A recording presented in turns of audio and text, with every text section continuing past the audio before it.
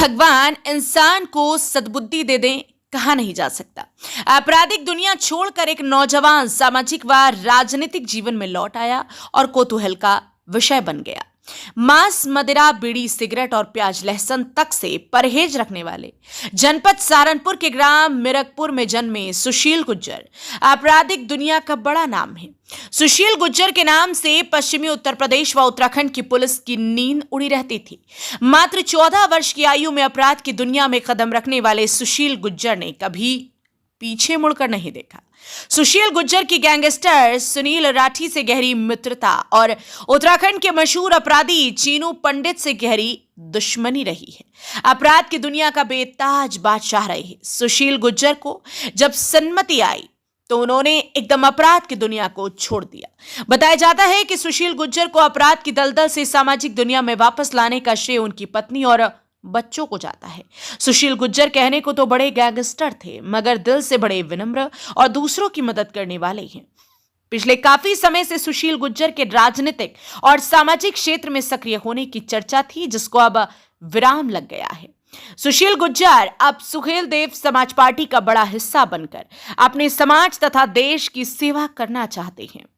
सुहेलदेव समाज पार्टी के मुखिया ओम प्रकाश राजभर भी सुशील गुज्जर को पार्टी में बड़ी जिम्मेदारी देकर राजनीति में सक्रिय करने का निर्णय ले चुके हैं।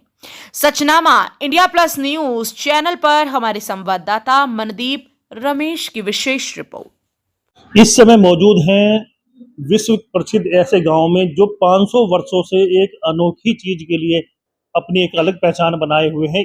ये विश्व में पहला ऐसा गांव है जहां पर कोई भी लोग किसी भी तरह की तामसिक वस्तु, कोई भी नशा, यहाँ तक कि लहसुन प्याज तक भी नहीं का भी सेवन नहीं करता है। और उसी गांव में जन्मे सुशील गुर्जर, जिनका नाम पश्चिमी उत्तर प्रदेश और उत्तराखंड में अपराध जगत में चरम पर रहा है, आज हमारे साथ मौजूद है। सीधी बात करते हैं उनसे सचनामा इंडिया प्लस न्यूज पर। सर, सबसे पहले आपका स्वागत है। नमस्कार सर। मेरा पहला सवाल सर आपसे ये है, आपका जन्म कहाँ हुआ और शिक्षा कहाँ हुई? मेरा जन्म मिरकपुर गांव में हुआ और शिक्षा भी मेरी मिरकपुर में। अपराध जगत में कैसे, क्या कारण रहे? सुना है 14 साल की उम्र में ही आपने इसमें पहला कदम रख लिया था, तो क्या कारण थे? मेरे ऊपर फर्जी मुकदमे दर्ज हुए, कुछ मुझे फंसाया गया।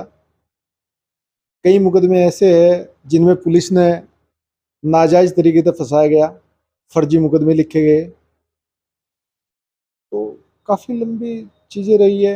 मैं बरी भी हुआ मुकदमों में, ऐसा नहीं है कि मेरे मुकदमे बरी हुए हैं।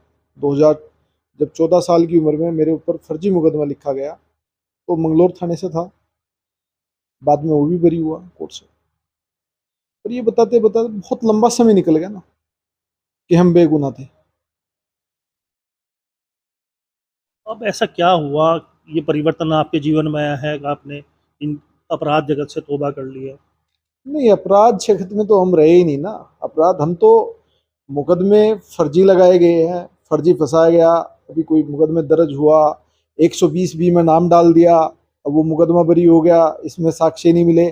पर ये बताने के लिए तो 10-10 साल चले गए ना। बताइए आप कैसे बताएं। तो कहीं ना कहीं पुलिस प्रशासन की ही आप जिम्मेदार हाँ, ऐसा मानते भी हैं? है कि पुलिस प्रशासन का भी वो रहा है और कुछ राजनीतिक कारणों से भी मुझे फंसाया गया है। अच्छा, लोग दरअसल में ये भी चाहते हैं कि राजनीति में कहीं ये आगे ना आ जाए, इसलिए भी मुझे फर्जी मुकदमे लगाए गए। तो आपने यू टर्न ले लिया है, उस दुनिया से आप निकल चुके हैं? नहीं, हमारा तो यू टर्न ही था, हम तो थे ही नहीं ना दुनिया में। हम तो जबरदस्ती वाले हैं। नाम जैसे मुकदमे लगा दिए गए, कई कई गैंगस्टरी लगा दी गई, अब मुकदमे भी बरी हो रहे हैं कोर्ट से। पर इसको साबित करने में तो बहुत लंबा समय चलेगा ना जीवन का। काफी समय आपका जीवन का बताते हैं जेल ही में गुजरा है, ऐसी कोई जेल नहीं है जहां आप ना गए हो? नहीं, देश बहुत बड़ा है, बहुत सी जेलें ऐसी जहाँ मैं नहीं गया। पर यह है कि बहुत लंबा समय जीवन का जी। आपके जीवन में अचानक से ही कोई परिवर्तन आया है, या ये भूमि, क्योंकि इसी गाँव का नाम जिसमें प्रसिद्ध है, बाबा फकीरा दास जी के नाम से यहाँ पर लोग काफ़ी इसको मानते हैं। तो क्या कारण रहे ऐसे जो आपने देखिए, ये तो भूमि है और तपोभूमि है। यहाँ हमने जन्म लिया, ये बड़े सौभाग्य की बात है। ऐसी तपोभूमि पे जन्म लेना, ये बहुत ही सौभाग्य की बात है। और गुरु बाबा फकीरदास जी की कृपा मेरे पे हमेशा बनी रही। हमने अपने जीवन में अपने गुरुजी का साथ, गुरुजी ने हमारा साथ कभी नहीं छोड़ा। अगर आज मैं आपके सामने बैठा तो उसके सारा जो है गुरु बाबा फकीरदास जी को जाता है। बड़े बड़े समय आए और वक्त वक्त पे बदलते रहे, पर गुरुजी की वजह से जो भी कुछ आज है वो इन्हीं की वजह से। अच्छा, अभी कितने मुकदमे अभी आप पे हैं जो वर्तमान में हैं? वर्तमान में तो मेरे पे एक दो मुकदमा ऐसा है जो फिलहाल, दो तीन मुकदमे हैं जो चल रहे, वे भी डिसीजन पे। उनमें भी कोई साक्ष्य नहीं है किसी तरह का। खुद हर मुकदमे में कोर्ट में गवाह कह रहा है कि ये नहीं है, उसके बाद भी मुकदमे चल रहे हैं। तो कहीं ना कहीं देखिए, प्रशासन का भी रहा है, राजनीतिक कारण भी रहा है, फर्जी मुकदमे भी लिखे गए। और ये होता भी है, ऐसा आम मेरे साथ, ये अकेला आदमी नहीं हूँ कि मेरे साथ ऐसा हुआ है, आम लोगों के साथ भी ऐसा होता है। क्या कोई सामाजिक अपराध भी आपने किया है? नहीं, मैंने कोई सामाजिक अपराध नहीं किया। ना मेरे पे इस तरह का कोई सामाजिक अपराध है, ना मैंने कोई अपहरण किया, ना मैंने कोई लूट की, ना मैंने कोई चोरी की। ऐसा कोई मेरे पे मुकदमा अभी आपने एक पार्टी ज्वाइन की है, ज़रा उसके बारे में बताएँगे? नहीं। मैंने सुहेल देव भारतीय समाज पार्टी ज्वाइन की है, उसमें मुझे राष्ट्रीय महासचिव बनाया गया। और सबसे पहले मैं अपने अध्यक्ष श्री ओम प्रकाश राजभर जी का धन्यवाद करता हूँ कि उन्होंने मुझे पे इतना विश्वास। पार्टी के प्रति हम चाहते हैं कि पश्चिम उत्तर प्रदेश में पार्टी को जितनी ज़्यादा से ज़्यादा मजबूती मिल सकती है हमसे, पार्टी के लिए काम करें। ओम प्रकाश राजभर जी के लिए एक सिपाही की तरह काम करें। आपने जन सेवा का मन बनाया है और अपराध जगत से आपने अधिकतर लोगों के जो काम होते हैं थाना, कोर्ट, कचहरी के होते हैं, आम जनता के, और आप उन्हें भली-भाँति समझते हैं, उनसे परिचित हैं। तो आम जनता, आप अब राजनीति में आ गए हैं, तो उन्हें किस तरह का लाभ मिलेगा? हम तो यही प्रयास करेंगे कि जैसे हम बेगुनाह फंसाए गए, आगे कोई ऐसा ना फंसे, और पूरा प्रयास रहेगा इससे कि भाई कोई हमारे पास आए, हम उसकी मदद करें। आप देख रहे हैं, कहीं न कहीं सामाजिक परिस्थितियाँ इस तरह की हो जाती हैं कि आदमी न चाहते हुए भी उस दलदल में फँस जाता है। तो क्या हमारे चैनल के माध्यम से क्या कहना चाहेंगे? आपने जो बताया कि परिस्थितियाँ ऐसी रही, न चाहते हुए भी आपको इस फ़ील्ड में आना पड़ा, इस तरह का बनना पड़ा। नहीं, देखिए 2017 के बाद जैसे प्रशासन काम कर रहा है, मैंने कई मुकदमे ऐसे देखे, आप लोगों ने भी देखे होंगे, कि किसी को नाम दर्ज कर दिया गया और प्रशासन ने उसको जेल नहीं भेजा। आपने देखा होगा।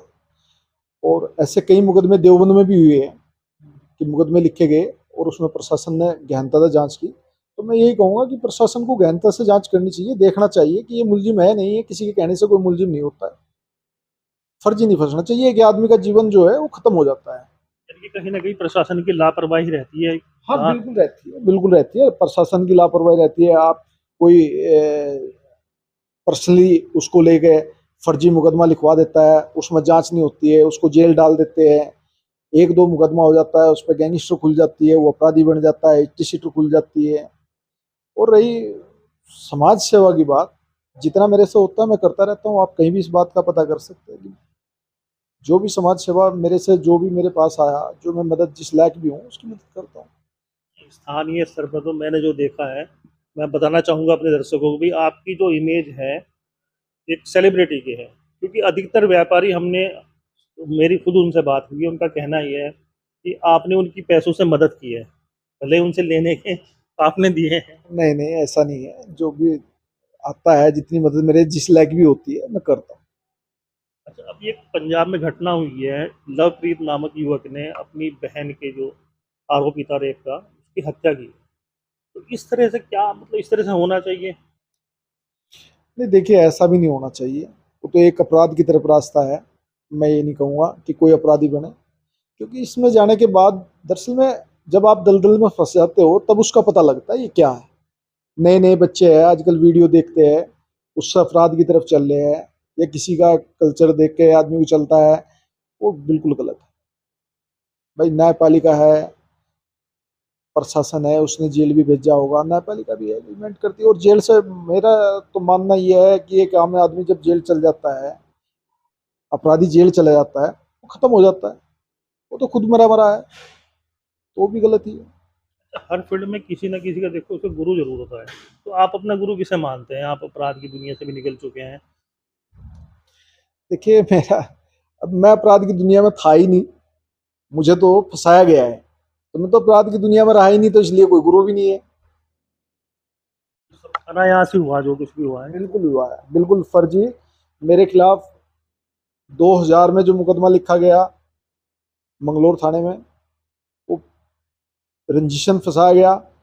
जो कोर्ट का डिसीजन आया डीजे का, वो भी मेरे पक्ष में आया। उसने लिखा इसकी उम्र 14 साल थी, उसमें 14 साल का जितने गवाह थे कोई बालक था ही नहीं, सबकी उम्र 27-28 साल रही होगी, जो वहाँ पब्लिक गवाह थे उन्होंने दिया। फिर उसके बाद में वो मुकदमा हाई कोर्ट में चले गया, हाई कोर्ट से भी मैं बरी हुआ। तो फिर कहीं ना कहीं राजनीतिक मुझे फंसाया गया।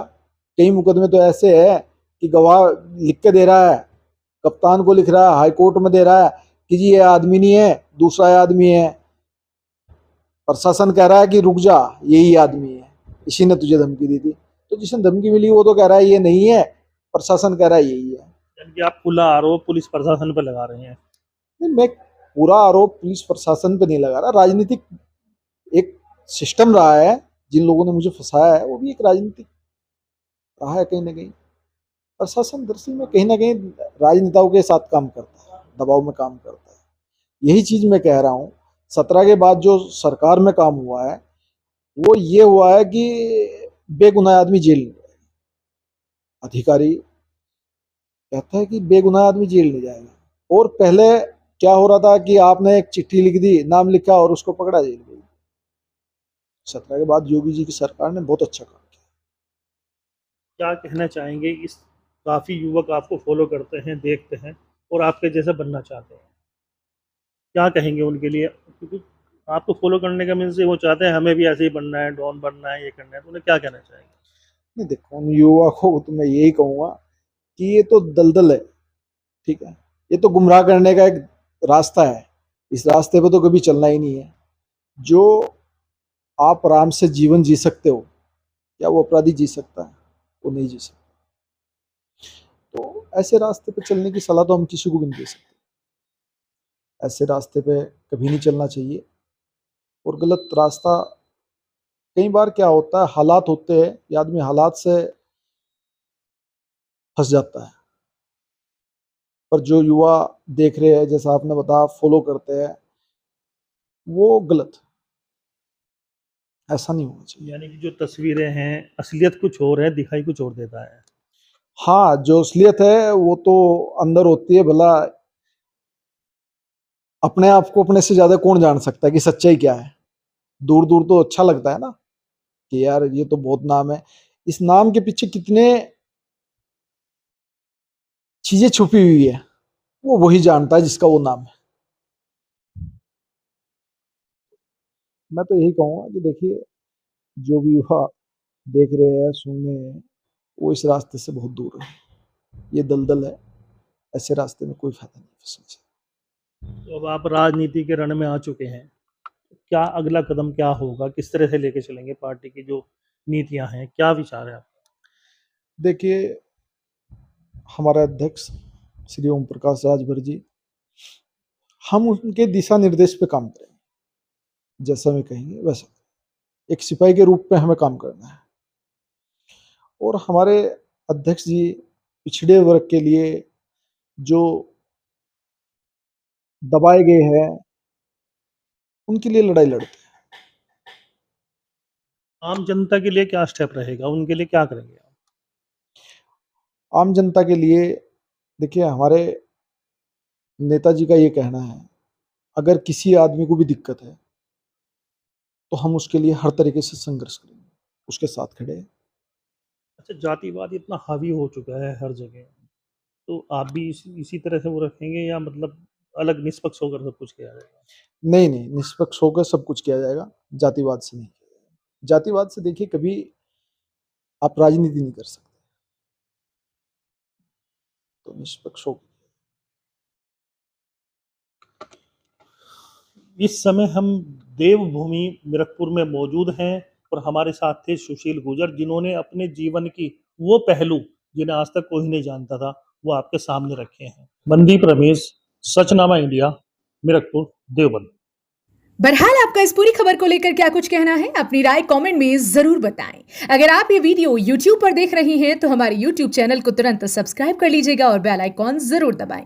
अगर आप ये वीडियो Facebook पेज पर देख रहे हैं तो हमारे Facebook पेज को तुरंत लाइक कर लीजिएगा और वीडियो को ज्यादा से ज्यादा शेयर करें। अगर आप ये वीडियो Instagram पर देख रहे हैं तो हमारे Instagram अकाउंट को फॉलो करें। अगर आप ये वीडियो ट्विटर पर देख रहे हैं तो हमारे ट्विटर अकाउंट को भी फॉलो करें। बाकी देश दुनिया की खबरों के लिए देखते रहिएगा आपका अपना पसंदीदा चैनल सचनामा इंडिया प्लस न्यूज।